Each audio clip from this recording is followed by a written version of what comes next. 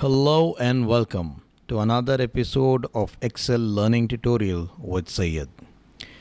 In this episode, we will see how to create a drop-down list in Excel that would allow us to select more than one value in the same cell from a drop-down list. By default, Excel does not allow you to select more than one value from a drop-down list. But we can achieve that using a VBA code. Let's take a look how to do it. In this workbook, I have a list of fruits. So I need to first create a drop-down list from this one, a simple drop-down list. So let me go ahead and type in drop-down here. Before I could create a drop-down list, I need to select this range and convert it into a named range. To do that, I will just select this range, and in the name box, I will go ahead and type in fruits and press enter. This will create a named range out of this selection. To confirm, I can go into the formulas tab on the top, select name manager, and there I have my entire list from A2 to A21. Now I can close this out. Now to create a drop down list, I will place my selection in cell B2, go into the data tab and go into data validation here. After selecting that, I will change the value of this one to list, and in the source I will type in fruits. Remember to start this with equal to and then input the name that we have set for that range. So it was fruits, so I will enter fruits here and click OK. Now I have a simple drop down list here. I can just go ahead and select that one. It is going to allow me to select only one value at a time. So I want this cell to be capable of holding more than one values. If I select lemon first and then I click on grape, it should add grape comma lemon or lemon comma grape. It should add more than one value in that cell. To achieve that, I need to have a VBA code. So what I did is I have compiled this code in a post that I will be sharing with you through a link in the video description.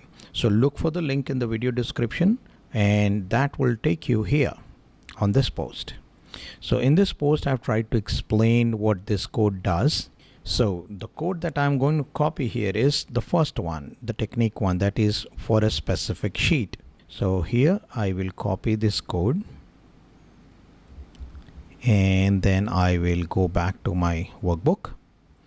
Now, if you are working on a MacBook, you need to press Function, Option and F11. And if you're working on a Windows computer, you need to press Alt and F11 on your keyboard.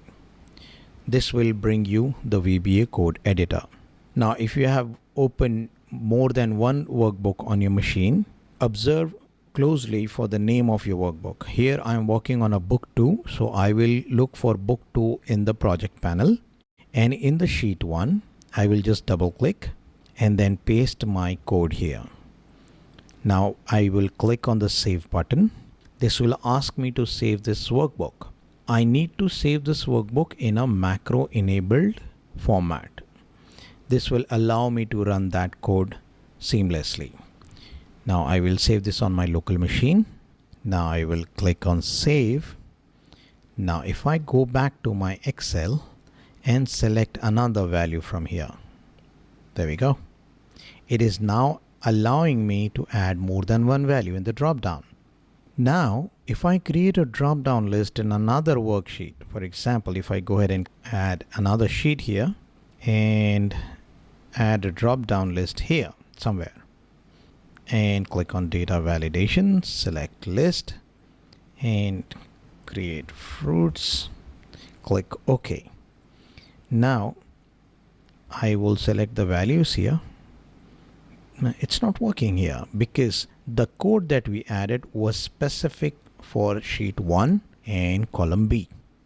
So how do I make it universal so that it works in all my worksheets on this workbook? For that, I have another piece of code in the same post. So I'll go back to my Chrome and scroll down here.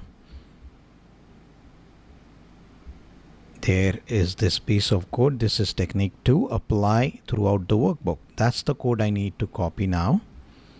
I will just copy this code.